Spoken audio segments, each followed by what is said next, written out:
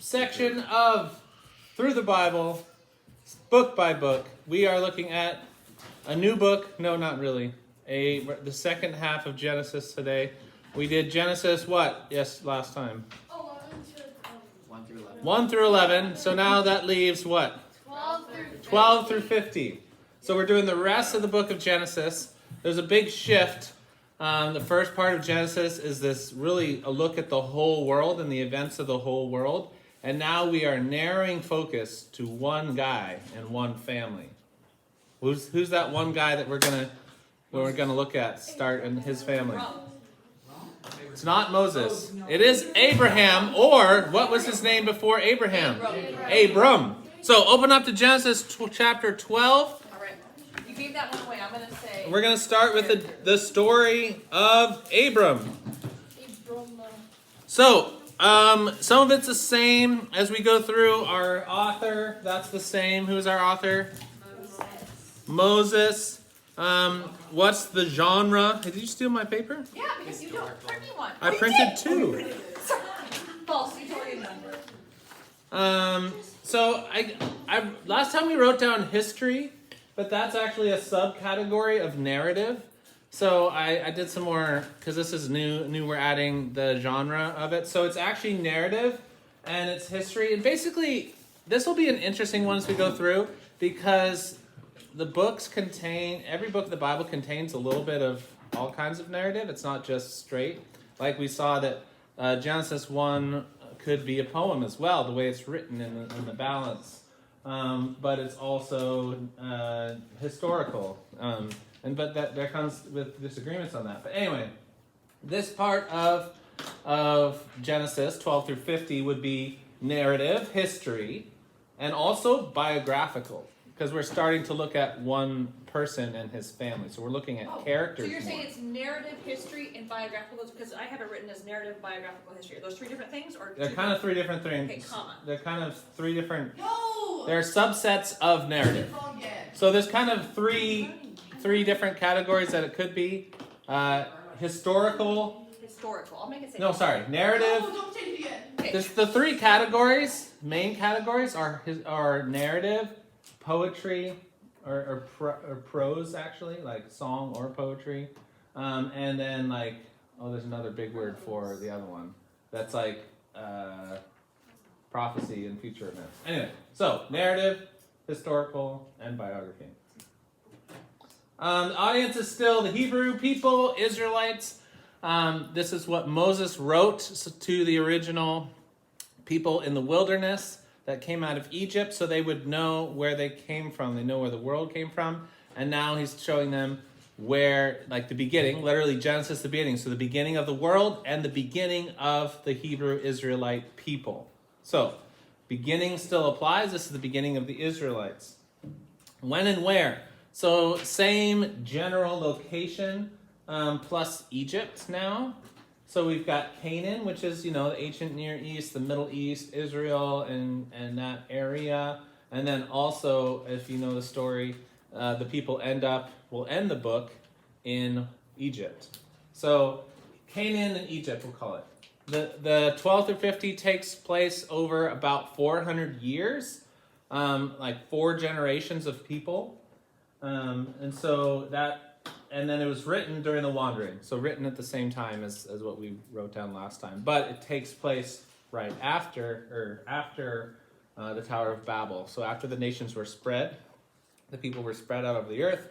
Some time happened, and then we focus in on Abraham. So main characters. Obviously, we know the first one. We just talked about him. Abram/Abraham. God changes his name. He changed his name to a couple of these guys. That's a trick question, because there's 2 sons. Who is the chosen son of Abraham? Luke. Isaac. So he would be our next main character. The other son, we won't list him as a main character because we're not following What's his name? But what's the other son of Abraham? Luke. Ishmael. And then who is Isaac's main son that we're following through? This is the line. They have other sons, right? I already wrote it down. Yes, Betsy. Jacob. So Jacob, and what is Jacob's other name? Israel. Israel. God changed his name to Israel. So when we say the people of Israel, we're literally referring to the people of this guy, the grandson of Abraham. Now, he has how many sons? Israel has how many sons? 12. Those 12 sons become the 12 tribes of Israel. So that's why they say the people of Israel. It's kind of like, it's a point where they spread, right, into these other groups. So when they say the people of Israel, it refers to all 12 tribes of Israel, and that's kind of how they're known. They're known by this family. They also refer to the God of Abraham, Isaac, and Jacob. Have you ever heard that before? So that is this lineage right here. This is the formation of the people of Israel. So 2 sons I put down here. I think Judah is an important son. He's the eldest son, right? Wait, I can't remember. No, he's not. He's the second eldest. He is basically, he's a special son because he is the one whom the Messiah, the Savior of Israel, through all the nations will be blessed. This promise that we've already seen established in Genesis will come from. And a king will come from him. So Judah, Jesus is in the line of Judah, in the line of David. Okay? And Judah becomes kind of the main son for Jews in the future after the 2 north and south kingdoms split. And then they became known as, what do we call Israelite people today? Yeah, Jews. That's a derivative of the people of Judah. Okay? So Judah. And then we have the last character, a brother to Judah. And he gets all the coat of many colors. What's his name? Joseph. The favorite, Joseph.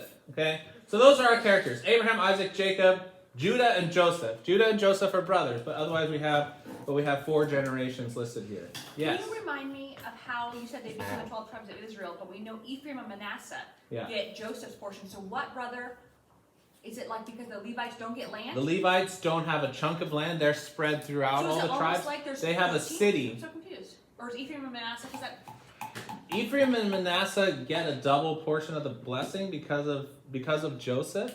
So basically, there's no tribe of Joseph, right? But there's like his sons get each a chunk of land. But they would technically. Do they call themselves Joseph's tribe? No, they call them Ephraim and Manasseh. So there's kind of 13, right? I need to because it goes to the 5th generation and splits. But basically, Joseph gets a double portion of the blessing. And that makes kind of 2 tribes that are actually from one son, if that makes sense. It doesn't. Okay, that helps me a little but bit. Then the Levites, so there's only 12 chunks of land because the Levites are the priestly tribe, and they don't get a chunk of land. Where do they live? Where do the Levites live? Anyone know? In Jerusalem? Everywhere. No. Oh yeah, in Jerusalem, but Everywhere. they kind of get a city in every tribe. In fact, they have a city in every tribe. So they are running the temple in Jerusalem or wherever the tabernacle is at different times. And then they are also running like the synagogue. So they are the priests of the nation, and they're all spread out. Okay, so they'll get a chunk of land. Okay. So open your Bibles. Make sure you're open to Genesis 12. And we're going to probably track along a little bit of these main events. And it's pretty easy to see where we're going. Yeah. So open up to Genesis 12, and you'll just follow the story. Like, you can even be like, what's Remember, this is narrative history. So we start with the call of Abram. He is a pagan guy. His dad worships idols. And then God calls him and says, I want you to move. And that's like, what? And but he does it. He moves. He goes, he says, go to the land I will show you. He doesn't even tell Abraham where they're going. And he gives them a promise. And the promise is that, the first promise, I will give this land to your descendants. And so he says, move and I'm going to give you this land. But eventually the full promise to Abraham is, I will give you a land. I will make you a people, a great people, more than the stars that you can count or the sand of the seashore. And those who bless you, I will bless. And those who curse you, I will curse. So it's God's protection over this people. And then the final promise is what? You guys know? It echoes The great nation. like what happened with Genesis 3 and the Savior. And like the seed of the woman. The seed. Oh, it's going to be descending on King. And through you, all the nations will be blessed. So this, why are we not focusing on all the people? Why does God have a special favorite group of people? It kind of seems wrong a little bit. Has everyone thought that about Jews? Like, what about all the other people in the world? Why do these special people get to be God's people? What about all the other people, the chosen people? His Messiah come to this group of people, so the Messiah will go to the rest of the world. And those.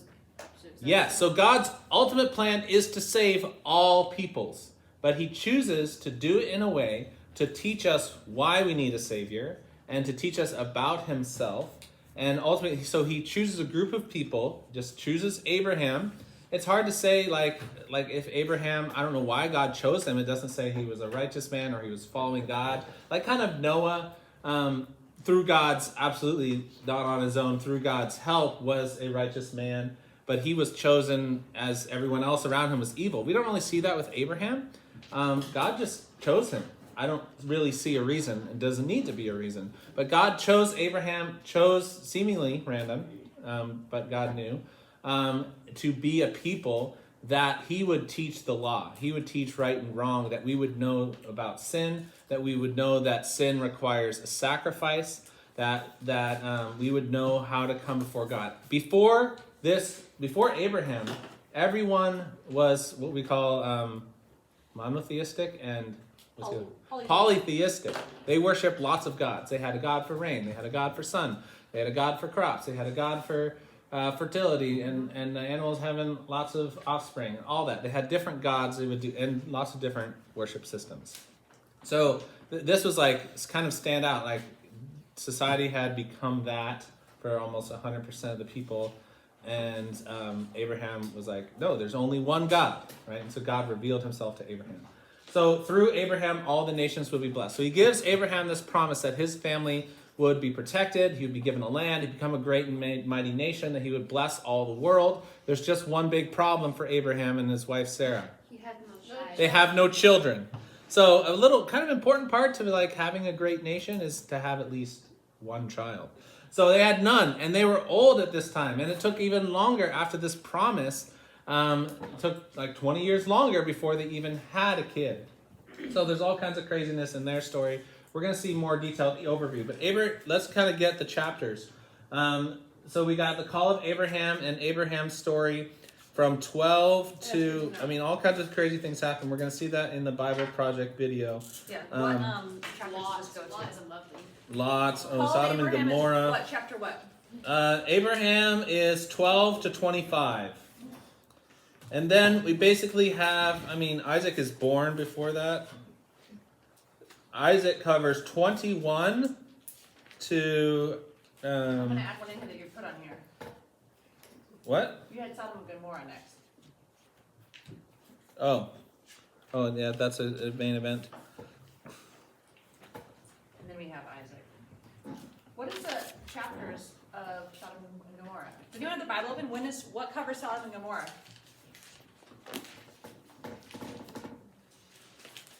Um, 19. Okay. I think it's 19. Okay. You said birth of Isaac was 21 through what?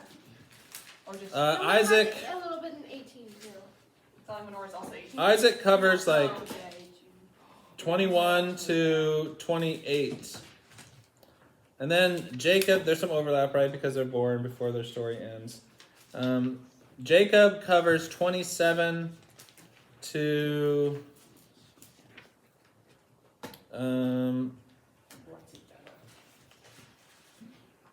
we'll say 36. Well, that's Esau. 35. And then Joseph covers 37 to 50. Can you read? I wasn't fast. Jacob and Esau. 36? I've got to go back to Jacob and Esau. I didn't catch that. I should have written it down. I know. Did anyone catch what Brian said? What? The Jacob and Esau blessing battle? Okay.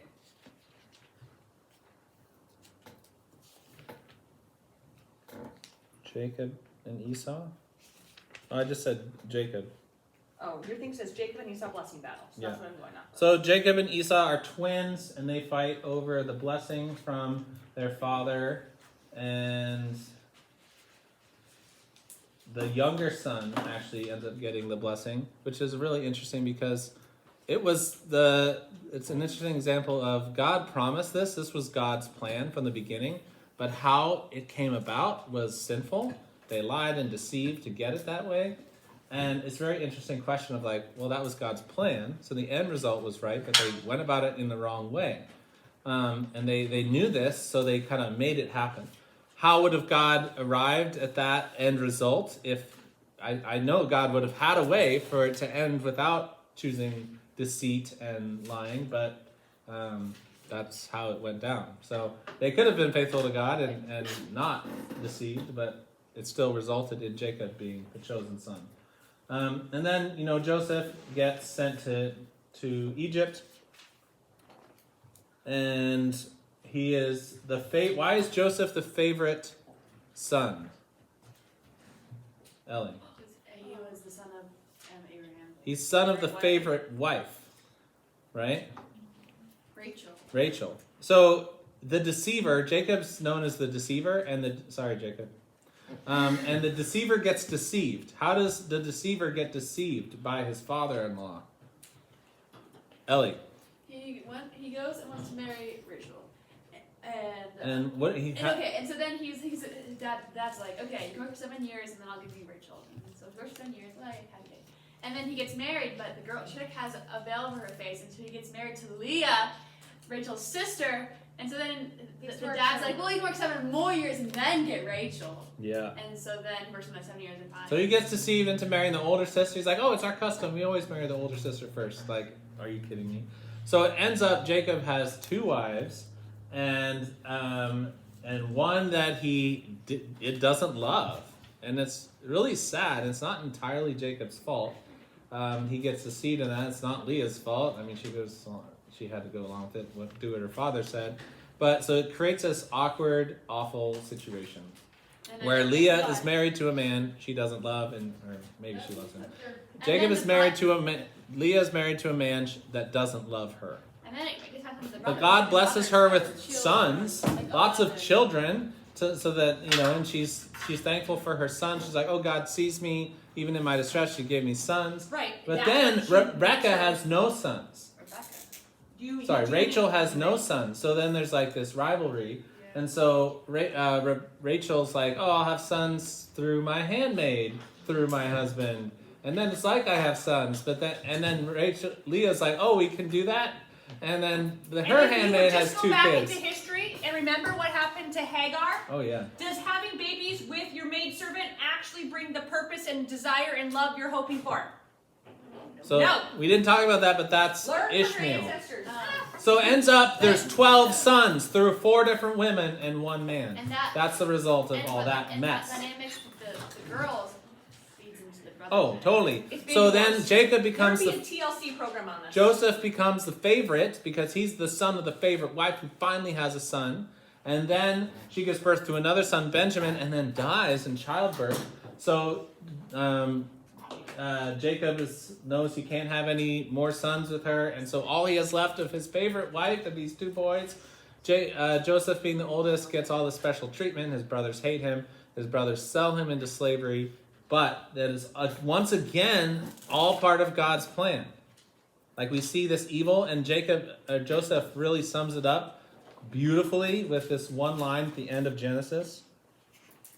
Anyone know what it is? Very end of Genesis. Oh, I know. Can I do it? If anyone else doesn't have Very it. end of Genesis. I know. It's my favorite. It's so good. Pick me. Yes, Jessica. What you meant for evil, God meant for good. What you meant for evil, God meant for good.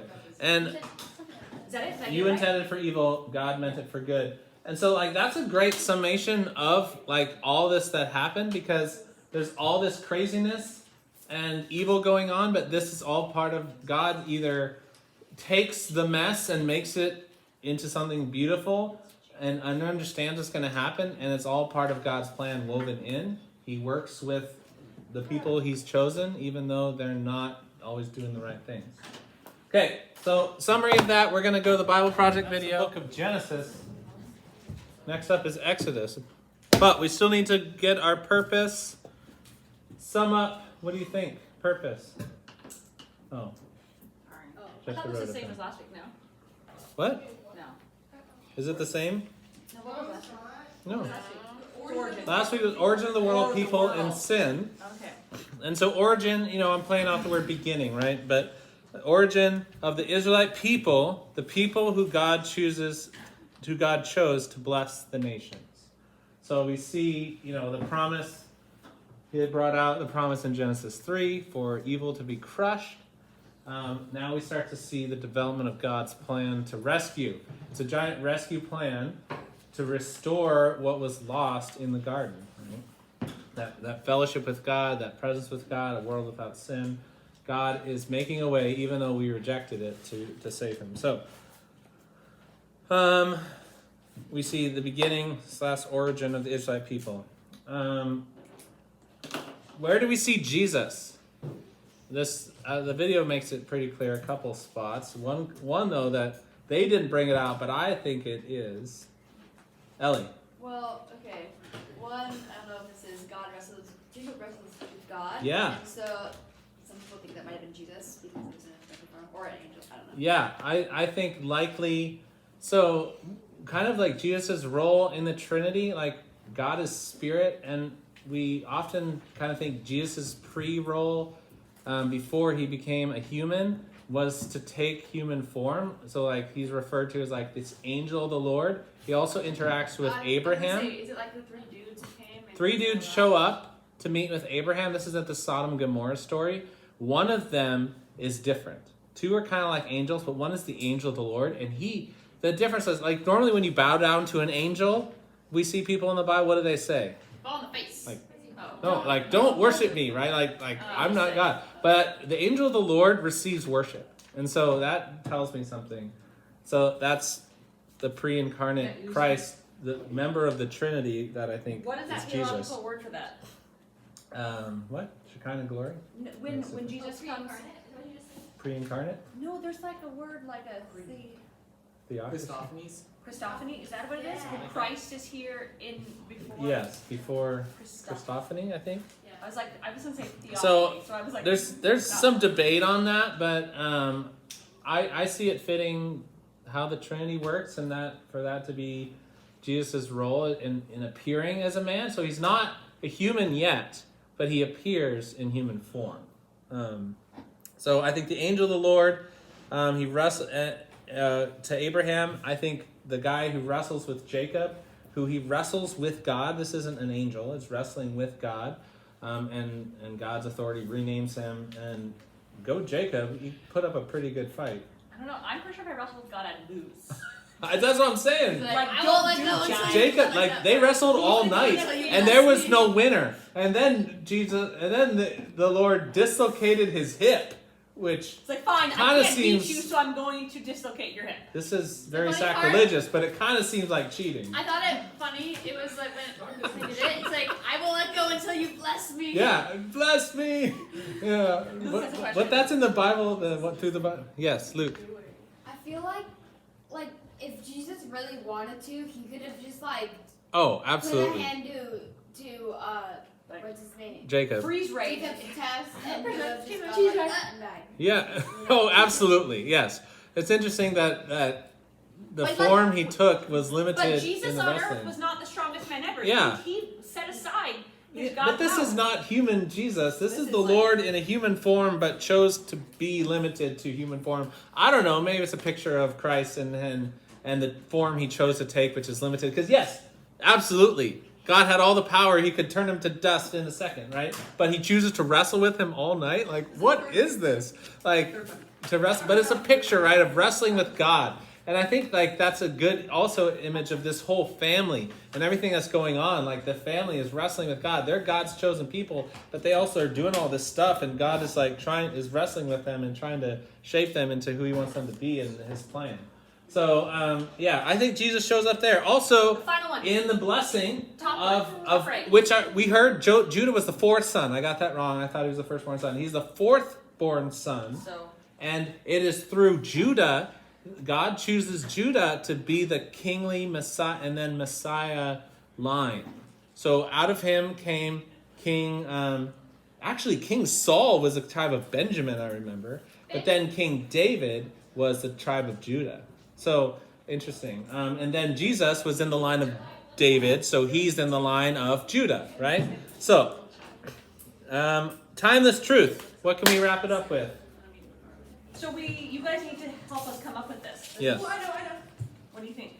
The thing that what you meant for evil, God made for good. Ooh. Or we keep messing up, but God is faithful. I appreciated the way he was like, the top right was like all their repeated failures. Like that's all you see. I'm like, can they not learn from Abraham's wife situation? Repeated but failures. Here we are, the same wife situation. You guys have one wife. But You're that's really way teaching better. that's teaching us something too, Yeah. right? So And we see that through the Israelite people when they go in. This is skipping ahead, but when they go into the land that God promised them, what do we see? A cycle of in the book of Judges, Yeah. over and over again. They So mess it it's up. God like punishes. an actual Yeah. circle. Oh, over and over again. Okay, So this is the rest of history. So it's So not as just you said, them. what you meant, what God meant for good. That's the end. I would say there's more happening here that We we see need to repeated grab. failure, but then, like you said, but then God always Everlasting is love. faithful.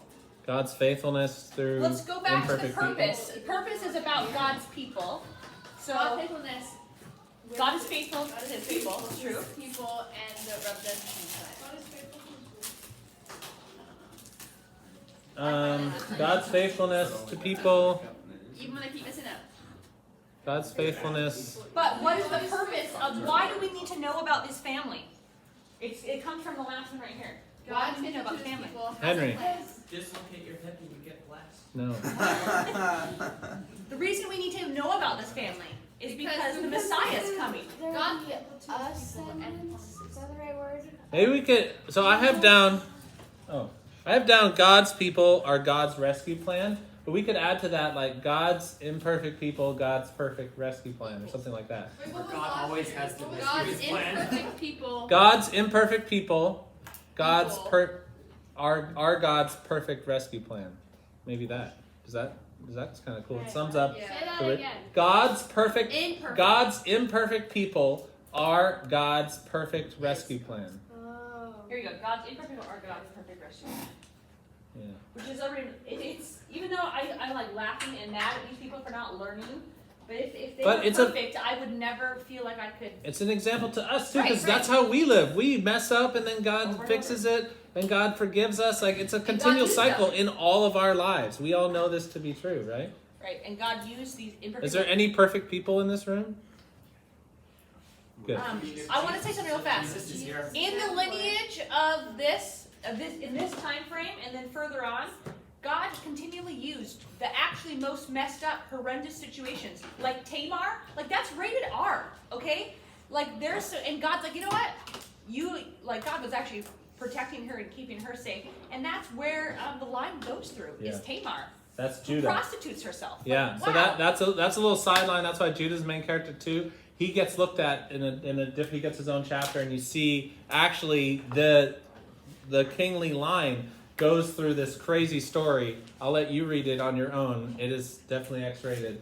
And look at that chapter. What is that chapter? Tamar. It like deviates. Judah's chapter in Tamar. So there's a lot of interesting. Ask your mom wild before women. you read it. No. Mom, can I read the Mom, can I read the Bible? 38. Genesis 38. And then just the Joseph story is like an amazing like movie. And they made a movie of it. Oh, I love It's a it. great. Also, Also, the those are all Benjamin amazing. looks so cute. All right, thanks everybody.